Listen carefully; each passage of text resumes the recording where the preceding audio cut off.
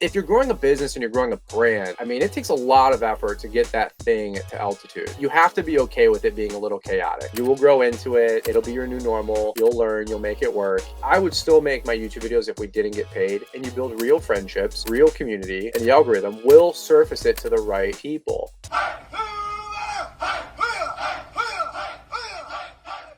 So Brian, thank you so much for jumping on the podcast with me today. It's an absolute honor and privilege. Thank you so much. It's actually kind of funny. So I saw you at Landscape Summit, but I didn't have a chance to talk to you because you had like a line out the door. Oh, So whatever. I'm so serious, guys. So I really appreciate you jumping on today. If anybody who doesn't know, Brian owns Brian's Lawn Maintenance, and he also has Entrepreneur Academy. And quite frankly, when I first started 6 years ago, this is the man that I watch. So Brian, thank you so much for jumping on. I really do appreciate it. Hey, Will, appreciate it. Back at you, brother. It is ridiculous this time of year.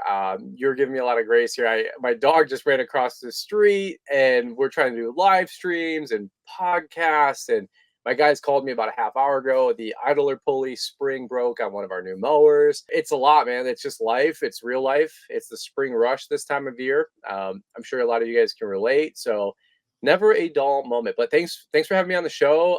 Super pumped to hang out with you today. And yeah, by the way, that Landscape Summit was a really, really good time. Hopefully you left that event with some coffee. You know, I had a little inside joke there. It was really, really good time. Trying to spend Mike Andy's money. That's always a good time. But great environment, great people there, and just really, really hungry for growth, you know, kind of folks and individuals, man. So if anybody ever sees us at an event, don't think that we're big time. We're not. Just come say hey. Don't do the awkward, you know, eyeball each other and then walk away. Like, come say hey. Like, I'm a real dude. I love getting to meet you guys. So I appreciate that, man. But yeah, how's everything going in Texas, brother? It's going good. It's going good. So obviously we've been in spring rush. Actually, we're towards like the tail end of spring rush now. So Sure. we're kind of like starting to simmer off a little bit and kind of normalize things. But yeah, I mean, the phone calls are still coming down the pipe. I mean, I'm constantly taking phone calls from the crews and everything. You know how that is. It's busy. We're probably, I'd say, like 2 weeks into our 4 to 5, maybe 6 week spring rush, if you will. We're probably a good month and a half behind you guys. Kind of a weird start to our spring rush. It's been very, very cold, a lot longer than we expected. No snow, no salting, which was really, really weird. But the spring rush didn't really start. We didn't have any grass growing, and it was too wet and rainy to really do mulch or landscaping. So I don't think we're like behind out of any reason intentionally. It's just the weather's been, I don't know. It's hard to quantify. It's been a very, very weird spring. We're just now starting to get to a couple hundred yards of mulch that we have to get installed here in the next 2-3 weeks. So I'm like 3 weeks behind where you guys are probably at. So if you made it through the crucible, then that gives me hope that we will make it too. So it's going to be a very busy, very fun, very exhausting next couple of weeks. But hey, man, this is our like Christmas rush, you know. So I love the spring rush.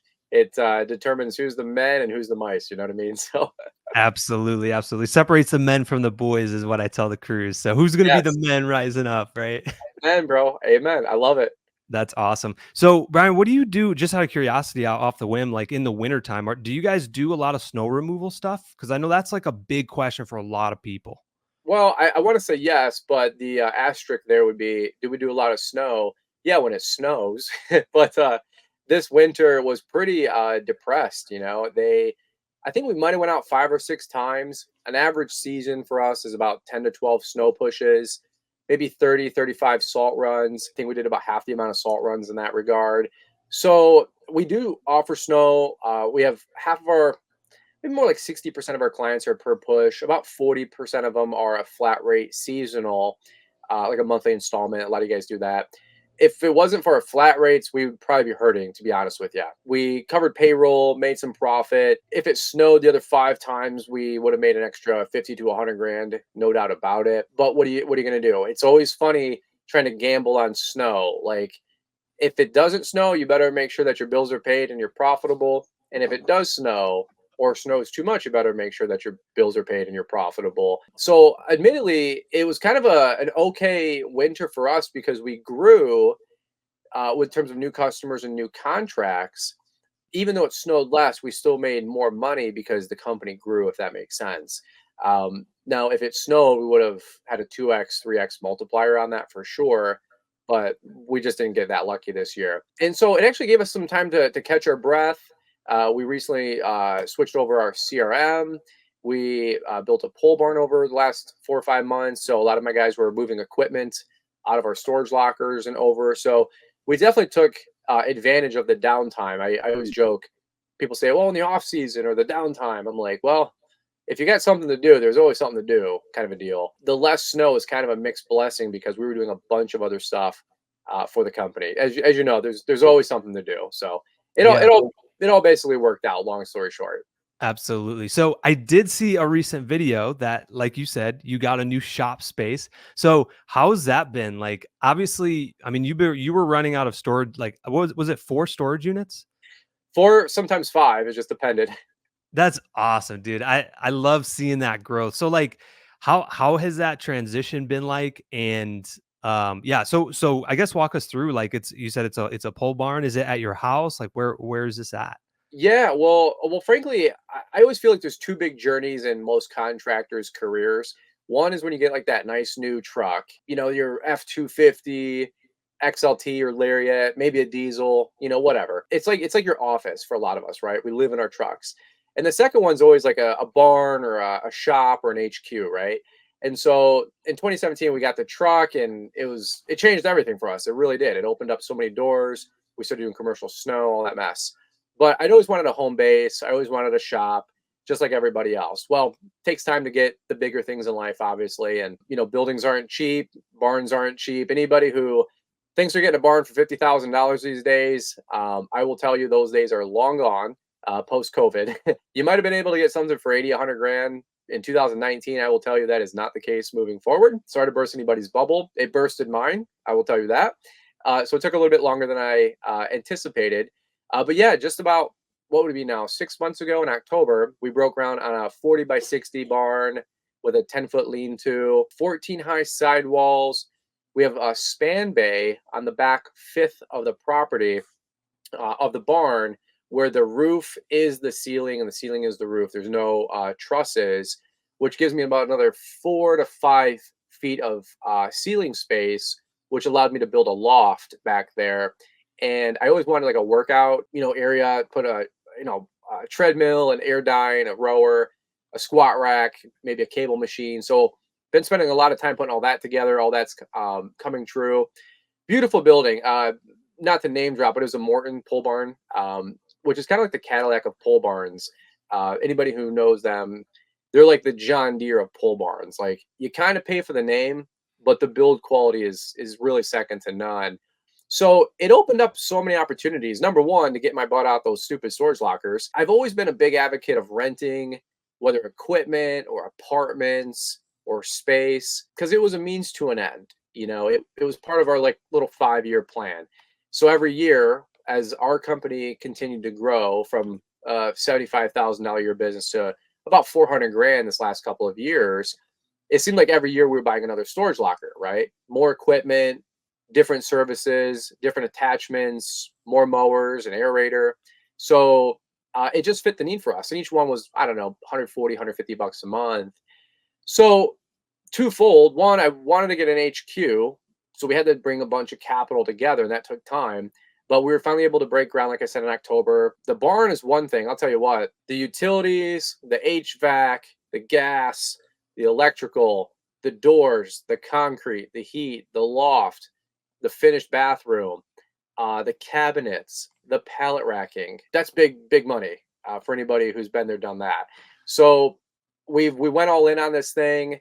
It's an amazing home base for us. We're not running the company necessarily out of the barn, but any of our excess equipment or out of season equipment will stay in the barn.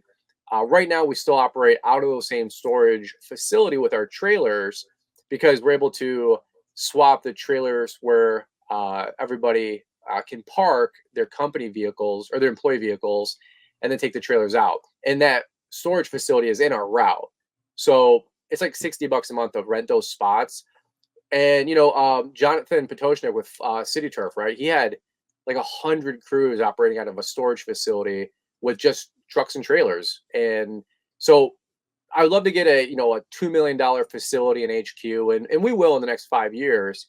But in the meantime, it just makes sense to keep the trailers in the route, and the guys can load up. And you're a mile down the road from our first residential, and I think a quarter mile from our first commercial site. Like, you can't beat that.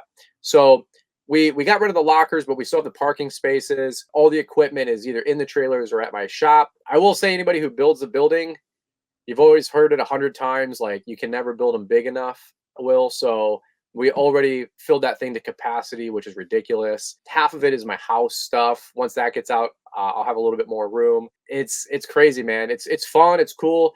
About 3 weeks ago, we had a rain day, 2 rain days back to back, and we were able to bring all the guys in.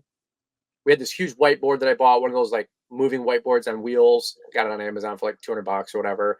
And we wrote out our company vision statement, our mission statement, our core values. The guys were assembling some equipment that we got in. It was like really cool to have a home base and be productive in that regard. So hopefully builds a dream for some of you guys out there that are on that same pursuit. Maybe you got the cool truck and now you're looking to get a home base. Man, I can relate with that so much. So hopefully it just paints the dream for everybody. And that's why I love documenting everything that we're doing on YouTube, obviously. Yeah, and honestly, Brian, like if there's anybody that deserves it, it's you because Well, you've thanks, man. stayed consistent like for years. I mean, like I said, 6, 7 years ago when we first started, like I remember watching your videos, whether it's through YouTube or your, main business, Brian's Lawn Maintenance. Like, so how do you do it? I mean, you have a wife, you have kids, you're out there chasing dogs literally right before. Like, how do you keep that consistency and juggle all of that? Well, man, that's a good question. Number one, I'll say I have a very understanding and graceful wife. I always suggest that, lead with that, and say that, because without Liz, my wife, my rock, there would be no Brian's Law Maintenance. Like, she is me, I am her. We're in this thing together. She understands if I'm running out the door to do a podcast, running in the office to do a podcast, running out to film a YouTube video. It's crazy. To be honest with you, I'm not a big like balance kind of a guy. I think a lot of folks are really understanding that you can have harmony in your life and cohesiveness with going 100 miles an hour, and like work is family, family is work, but it's really hard to just like turn one thing off for the other. I think it's a misnomer that you're just gonna like work and then stop and then it's family, because everybody's phone still rings, everybody's email still goes off, you still got access to social media. Yes, you can put your phone down or leave it in the bedroom, but if you're growing a business and you're growing a brand, I mean, it takes a lot of effort to get that thing to altitude, and you have to be okay with it being a little chaotic. The last 5 or 6 years, admittedly, our life's been extremely unbalanced, but that's not like it means it's a negative thing either, because with unbalance, I believe you have to counterbalance. So because we're freaking crazy and we are doing quite a bit, got married, moved 2 different apartments in the last 10 years, building a custom home, building the company, building the social media company, having 2 kids under 3 years old, hopefully baby number 3 eventually here. No announcements, of course. It's a lot, but that's forced me to counterbalance and make sure that things that are important to me still show up on my calendar, maybe even more intentionally than before if I would just assumed that they'd be on my calendar. Meaning Liz and my wife Liz and I, we definitely still try to do date nights. Well, obviously we got newborn kids, so it's a lot more challenging than when it was just us. But at least once every week or at least once a month on Thursdays, we do a date night, or really a date afternoon. It works out for our schedule better. Spending time with family, like Sunday dinners, or having the grandmas over or my mother-in-law over. Like, we do pride ourselves in making sure that they're incorporated into as much as we can do. Are we perfect at that? Absolutely not. We do make it an intentional effort, right? Because we go so hard during the day and the evening. I want to make sure that when I am there in the evening for my kids, I'm there for my kids. I want to make sure that I'm reading to them before bed and asking them how their day is and all that fun stuff. And it really requires you to be very intentional, and that stems from just being very effective with your calendar. And so, how do we do it all? We've just really, I think, identified what the drivers are to make the machine move. There's 100 things you can do, but really, what's the one thing? By the way, there's a really good book out there called The One Thing, one of my favorite reads. So what's the one thing I have to do to keep the podcast going or the YouTube channel going or my marriage feeling loved and fulfilled and romantic? What's the one thing my kids need? What's the one thing my guys need? They need the tools and the resources and the schedule and to know that they're equipped and empowered, right? Like we've got really good at distilling those couple things down. Was it automatic or did we know any of this 5, 6, 7, 8 years ago? Or do we even all have it all figured out at this point? Gosh, no, but it's been an evolution for sure. And I always tell folks like the more committed you get, the more results you see, and the more results you see, the more committed you get. And I think that's pretty true about almost anything out there, right? Especially like working out or saving money. You get addicted to watching those numbers grow or the results come in. And I think a lot of folks see a lot of quote unquote the outward success, but you really got to realize it's like a duck on water. It might all look fancy on the outside, but we're working our fingers to the bone behind the scenes to get it all done. So I don't want to ever paint this picture like it's easy or it's automatic or we had some breakout viral video and got 10,000 TikTok followers on our first reel. Like it's never been like that. It is a slow and steady wins the race for us. There's younger guys that have way bigger lawn and landscaping companies than I do, and I applaud their success all day long. I'm doing the best I can with managing my wife, my kids, my family, and my obligations.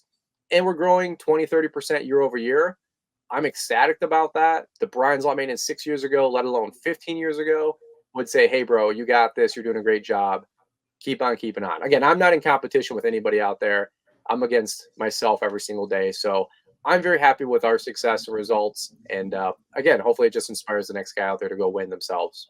Yeah, that's awesome. That's awesome. And that was actually one of the topic that you spoke on at Landscape Summit was really like when you get to that finish line, if you don't have your family or your wife and your spouse like there, like none of that matters. And so I think that as much as like we all talk about and want to grow our businesses and make a lot of money and do all this fancy stuff and like, grow and scale, at the end of the day, what truly matters is the people that are around you supporting you and making sure that they're there at the end of the day too, you know? Yeah, I appreciate you even remembering it because it was what 5, 6 months ago since Mike's event, and we go to conferences like that, or you just get on social media and it's always grow, grow, grow, and top line to the moon, right? And that's fine, that's cool. But if you guys weren't there, you guys didn't hear the recording of that event. I basically said, hey, like let's not forget our kids and our family and our wives and our husbands along the way.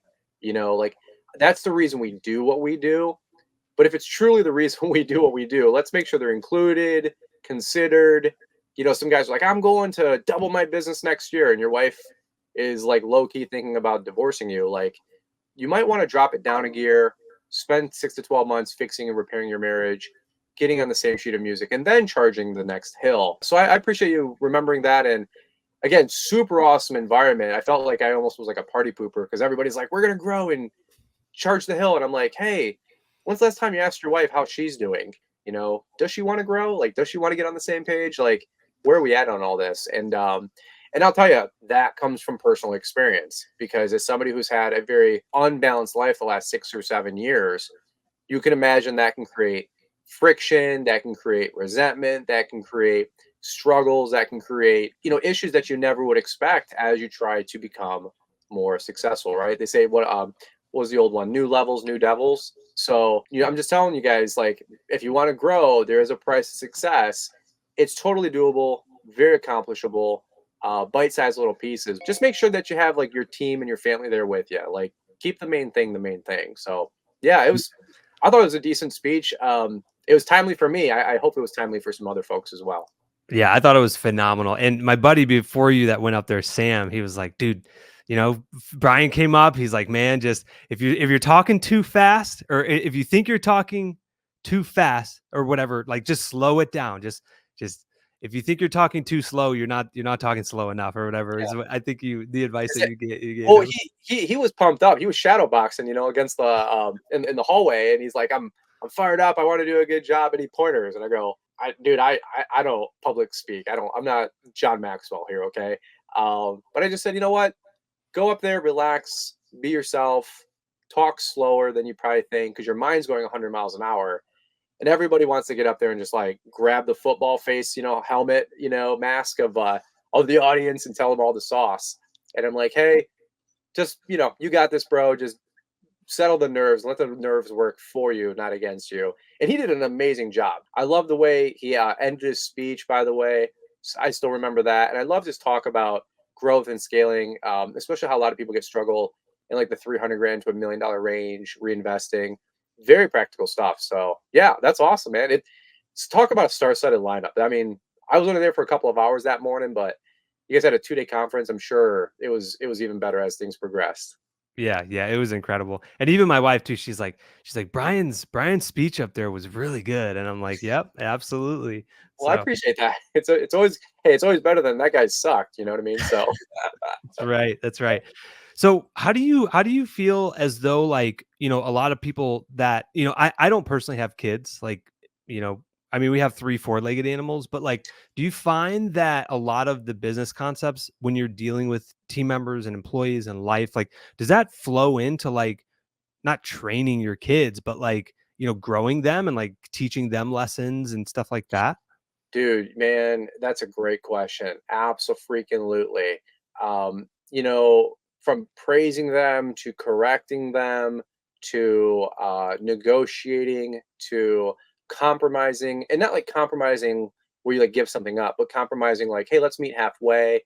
Working with kids is a whole nother animal. I am definitely in the crucible of that conversation right now. I do not have that one licked. Anybody who says they got kids figured out, there must be a grandparent with 50 grandchildren or something, because I heard somebody say he's not going to give advice about kids and how to raise kids until his kids were grown. And I was like, probably a good merit for that. Like business, it's pretty like, hey, top line, bottom line, get your stuff together, let's be profitable. Kids, you don't really see the true result of their success until they have kids, right? And I've always heard like if you spoil your kids, you're going to raise your grandkids. But if you raise your kids, you can spoil your grandkids. So I won't probably give too much advice on that other than, man, you've got to have some grace.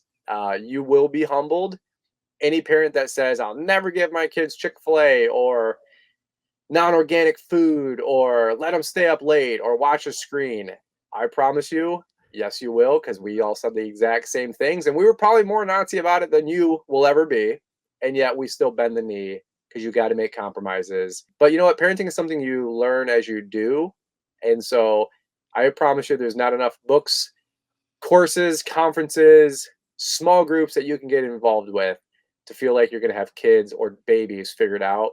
It's just something you learn by doing, just like building a team, just like building a company. Okay. You can read Rich Dad Poor Dad 100 times and Think and Grow Rich and quote me chapter, title, verse. Until you go through the crucible, that person still has an opinion. And try telling your opinion to somebody with an experience. They will laugh maybe at you, but if not, they'll be people skills, usher you along, and then say, man, that boy is going to get humbled. So that's probably been my wife and I the last 3 years as we've had children. And of course, as we continue to grow our team and our company and new hires every year, almost every month, it seems like lately, it's a lot of learning, bro. It's a lot of learning. But you know what? I love it. It's making me learn things. A lot of wet paint around here, I always say. Like things we learned 6 months ago may not apply 6 months later. We got to rip that band-aid off, reapproach, reset, and try again. And that's okay because I'm willing to fail and I'm willing to fail fast. Yeah, yeah. I love that. I love that. That's awesome. But like, yeah, really, I think like for me, what hit home is like you're never going to be truly prepared until you're in, there and going through that experience. Totally, So, man. It's uh, what do they say? Like entrepreneurship is throwing yourself off the cliff and building a parachute on the way down or something like that. Somebody said that once. That's the truth. So it's all good. It's all good. Hey, here's my claim to fame. I told my wife, I said, there's been something like 60 billion humans since the dawn of time. Whether that's 6,000 years or 600,000 years, I don't, people can debate it all day. I don't really care. But I just told my wife, I said, if there's been 60 billion with a B human beings, my wife and I can't be the stupidest people out, right? Like we can't be the brokest people out. yeah. Like at least we're married together. We don't have like baby mama drama.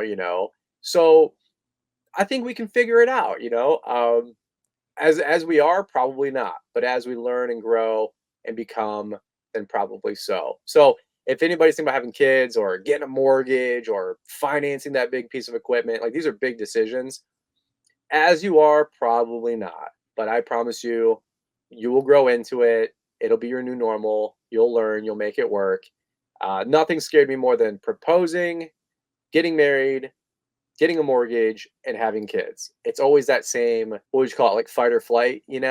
And every time you do something, like your experience rubber band like stretches and you realize, no big deal. No big deal. No big deal. Life goes on. So don't sweat it.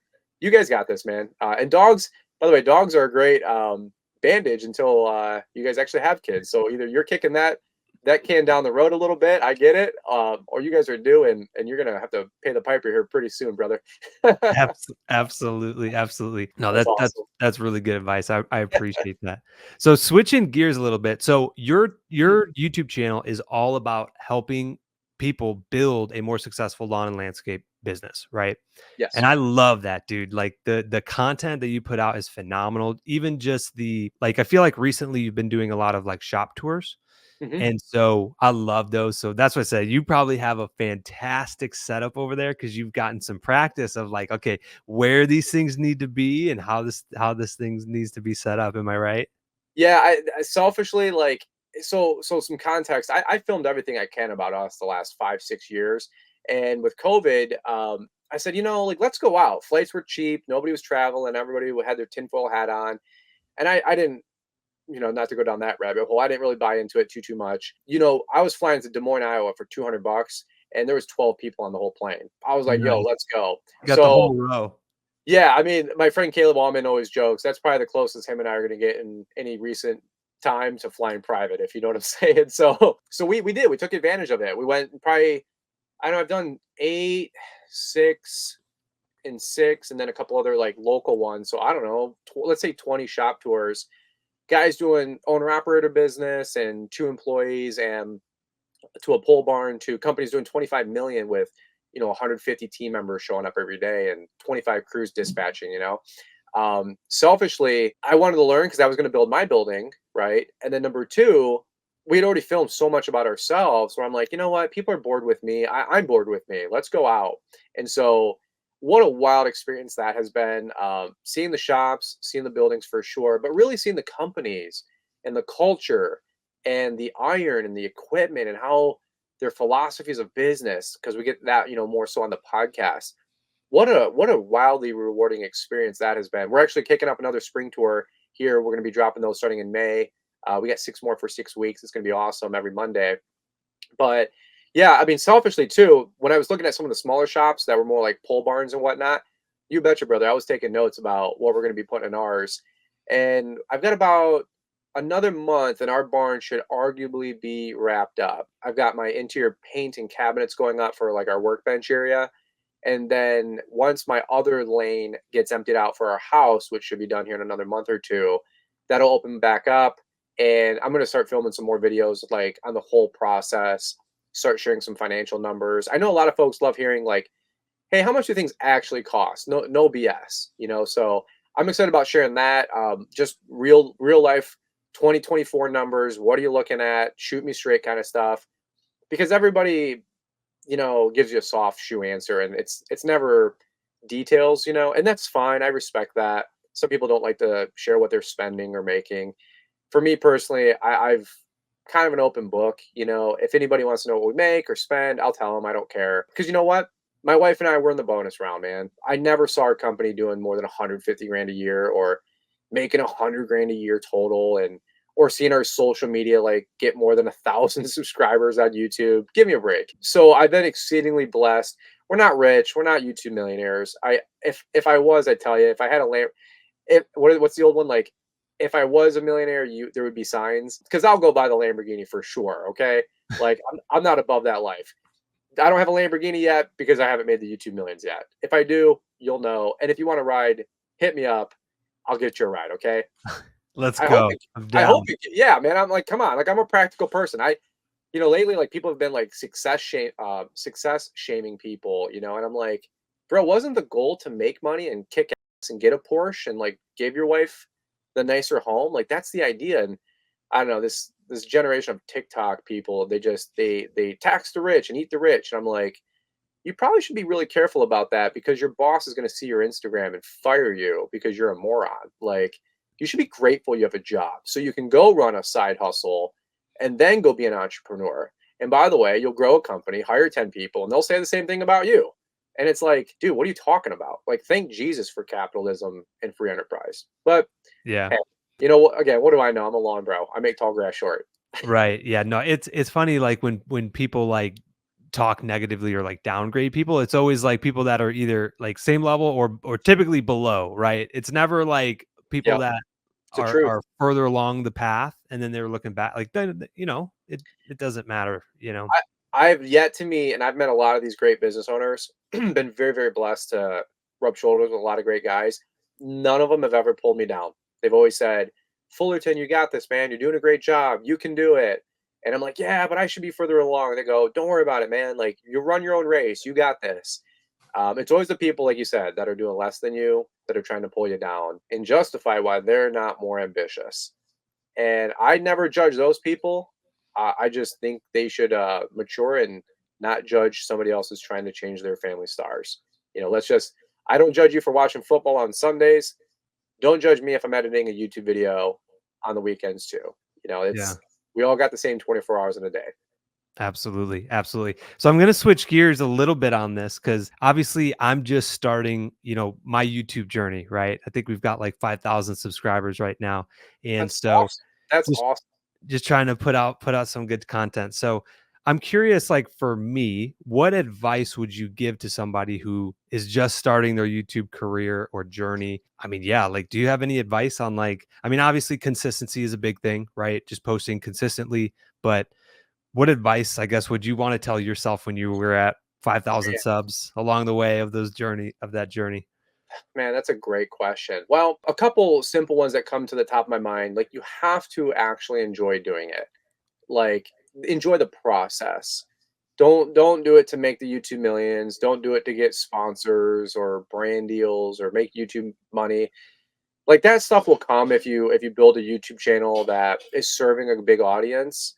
But if you're doing it to just get rich, like I don't know, maybe, but you probably don't want to do it with lawn care. Okay, maybe go do prank videos or something, right? So number one, you really have to enjoy it, and by enjoying it, I always quantify it by saying you would do it even if you didn't get paid. Truly, would you do it if you didn't get paid? I would still make my YouTube videos if we didn't get paid. And my content, if you might seen like the last 12 months, there's a different tone. It's not like, hey guys, welcome to the channel. It's like, hey guys, what's up, man? It's been a tough day.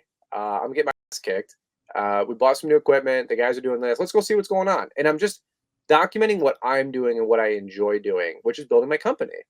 It's not the Logan Paul, what's up, Mavericks? What's up, Logan Paulers? Like, that stuff's so fake 2016, 17, 18, 19 YouTube. But I still see a lot of folks falling into that. They try to emulate what other people have done to become successful instead of realizing like you're building your own thing.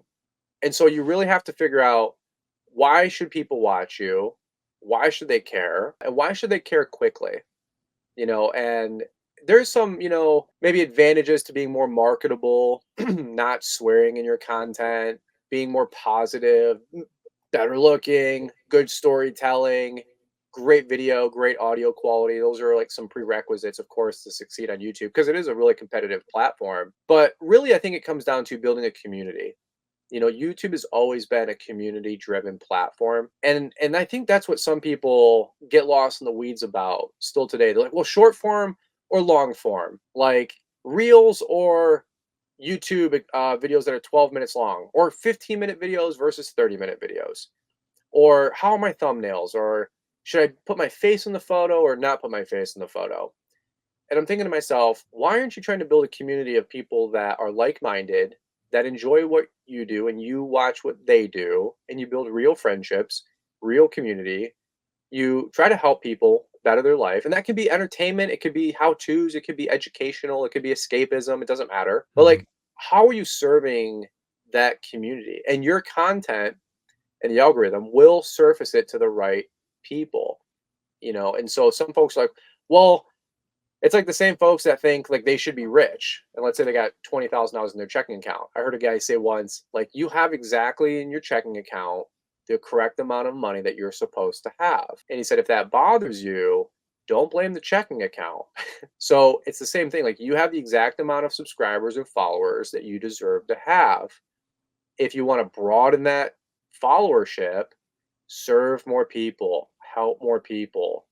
That's what I've noticed. That's what works for me.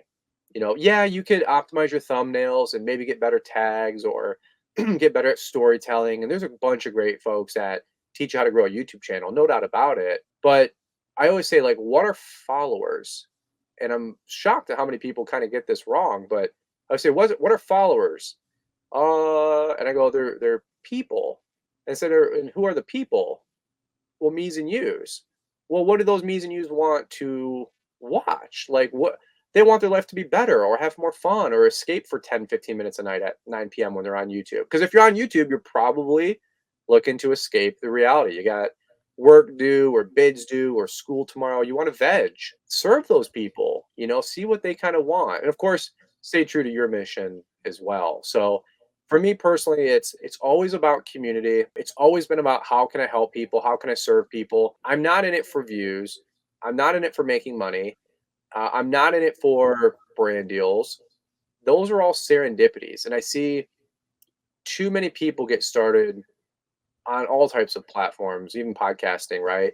For the wrong reasons. It's like, oh, I'm going to do TikTok because that's where all the viewers are. And I'm going to get millions of followers. And I go, and then do what with them? Why do you want 1 million followers on TikTok? Well, because I'll have a big TikTok and I'll feel important. Really?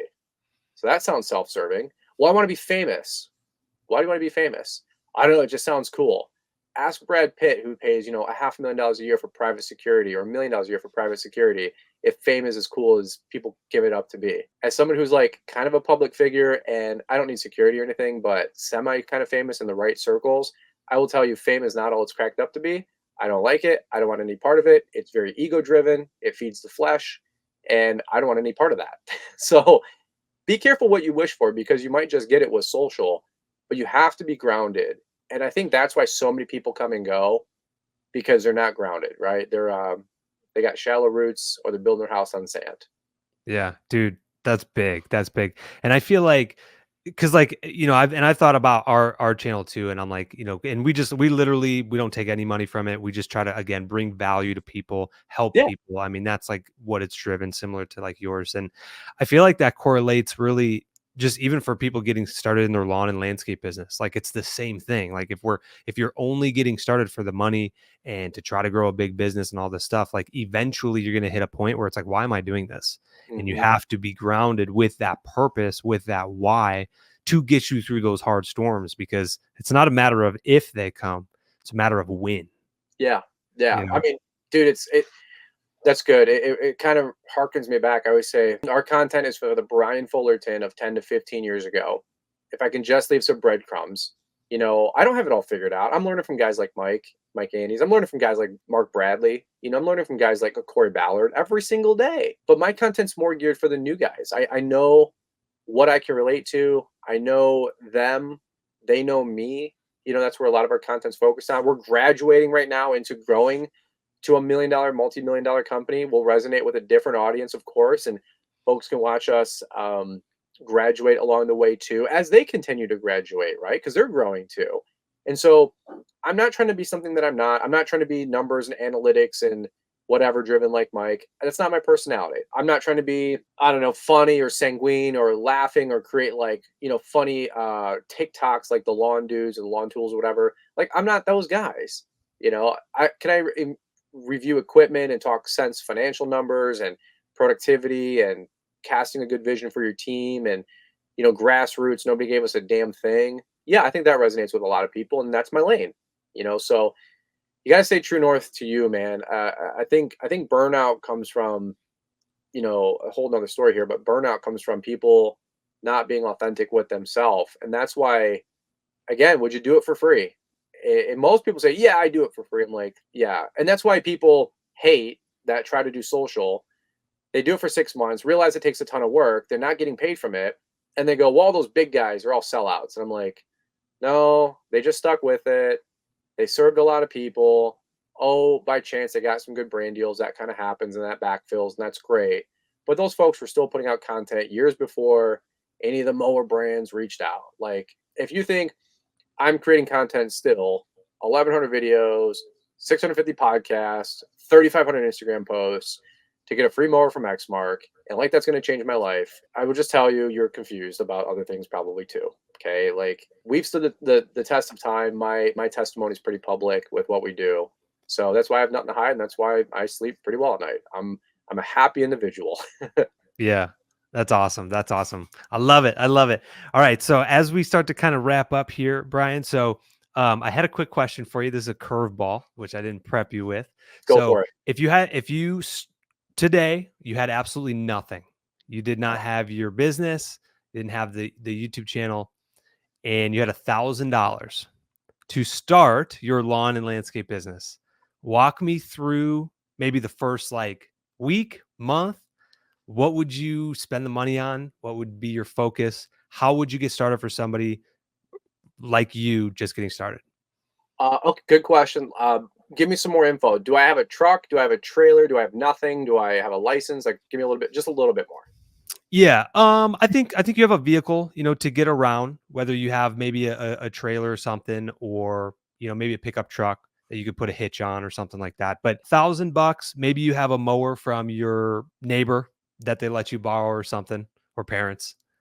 Yeah, good question. I would 100% spend $100 on a polo with my shirt and the name of my company, whatever that is. Go to a local embroidery shop.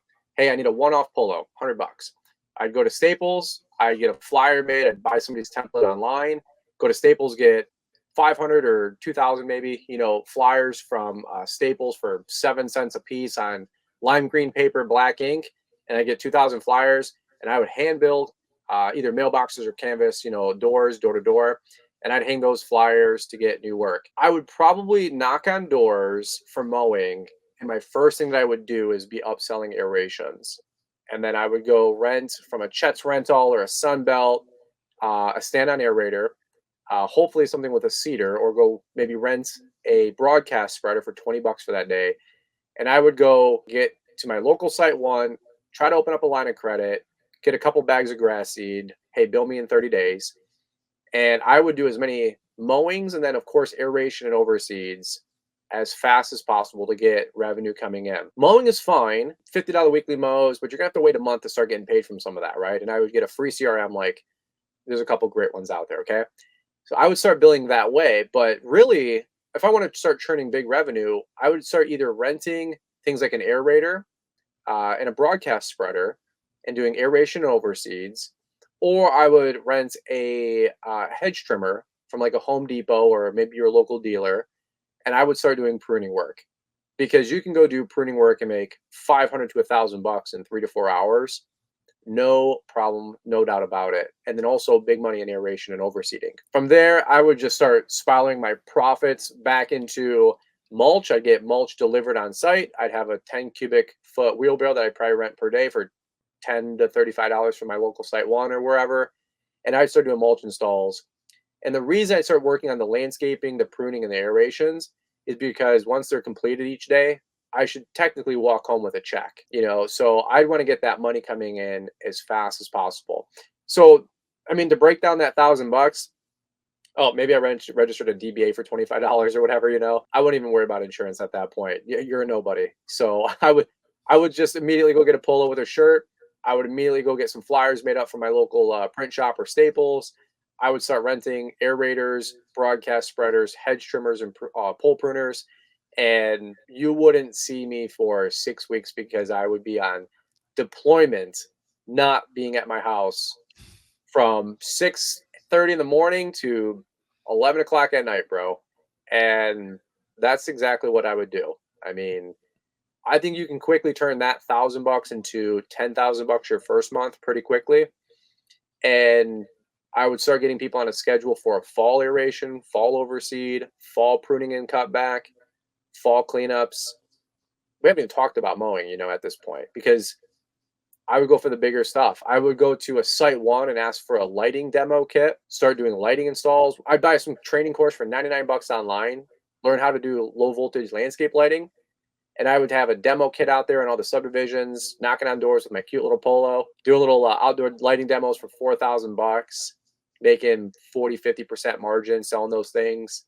And I would go to my local site one, ask for a demo kit. You have no cost to that. Yeah.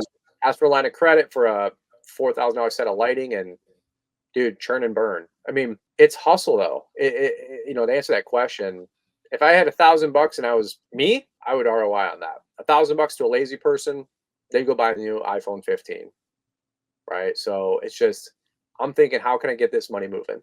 Yeah. And I think that's the difference between you and I and a lot of other people, right? Like we see that $1,000 and we're like, all right, how do we add another zero to that? Yeah, yeah, And then it's like, how do we absolutely. add another zero to that?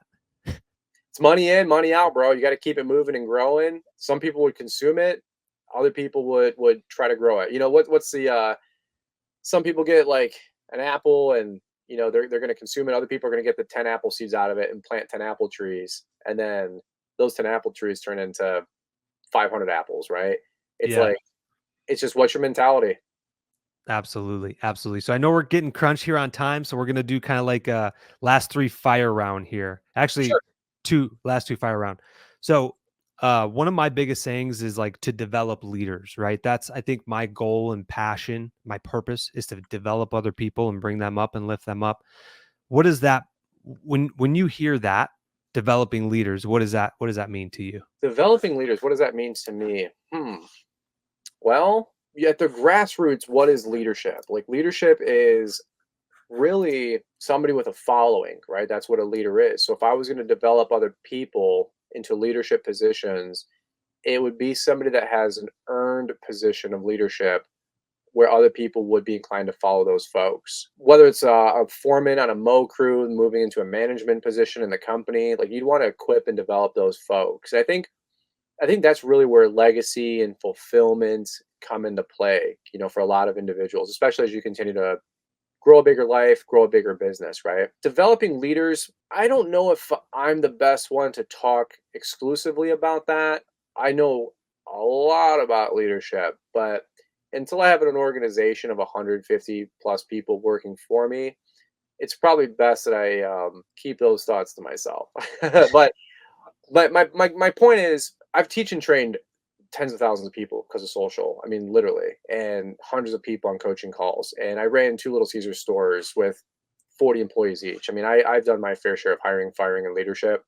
But I'm going to answer it a different way. I think everybody wants to be a leader, and the best leaders are the biggest servers. And I get caught up on leadership only because everybody thinks or professes that they're a leader or an industry insider or an icon or an influencer, and I really struggle with that because I look at what people's followings actually are and who shows up, and it's very few people, and most people won't admit that. And people think they get some numbers on social media, and that makes them a leader. But then they go do a booth takeover at an event, and there's nobody there. And then I say, I'm not trying to be a leader. I'm trying to be a server. And I go to Mike Aney's event, and like you said, there's 25 people in line that want to shake your hand, change your business, change your life. And I am humbled by that, like you would never even imagine. And people always say, like, there's an old one out there, like, how do you spell leadership? EXAMPLE. So I don't want to sit here and profess how you're going to be a better leader or how I'm a great leader. I don't want to do anything like that. I want to spend a few minutes in saying, hey, I'm in it with you guys. I want to be a good example with you guys. I want to keep credibility with you guys. And for me, let me just go out and show you instead of tell you. And so anybody who says how great of a leader they are or spends 30 minutes on that question, that's probably a red flag. Yeah, absolutely. I love it. I love it. What's one book you recommend to the people? Hot take, man. Buy back your time. Dan Martell. Probably my I'm favorite. literally listening to that right now, and it's Yeah, phenomenal. I second that. probably my favorite book in the last 6 months, bro. 100%.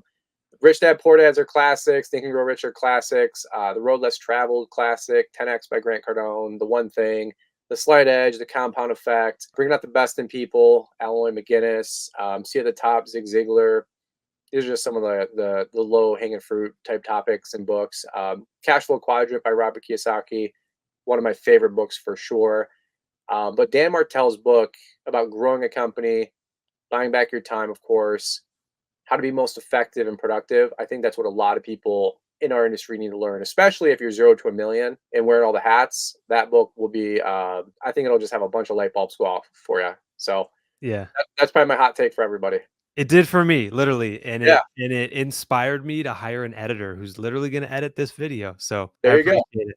Hey, Shout out, shout Brian, out to thank you Anthony for that. so much. Thank you Yeah, so much for jumping on the podcast today, dude. I really, really appreciate your time, and, yeah, thank you so much. anytime, brother. Well, thanks for the opportunity to share. Thanks for the opportunity to serve.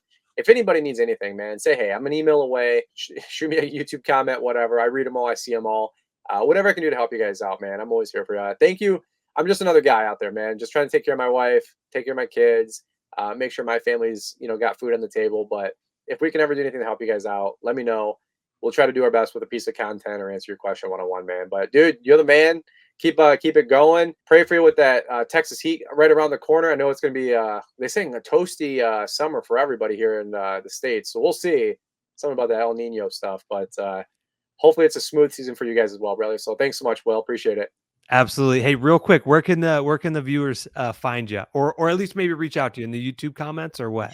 Yeah, duh, a great question. Duh. Brian's All Maintenance on YouTube, Fullerton Unfiltered podcast, launchpreneuracademy.com is like our training and education website. Hope to see you guys at Equip Expo or LAL or Mike's event or wherever I'm at. Like, dude, just say hey. Love to hang out and meet you guys. But Instagram, Brian's All Maintenance, TikTok, Brian's All Maintenance, Facebook, Brian's All Maintenance. I think if you type in Brian's Lawn on Google, will come up. Humbly said. So yeah, He's got all the SEO. I love it. I love I it. guess whatever. Awesome. Well, thank you so much, Brian. Thanks for having me, bud. Absolutely.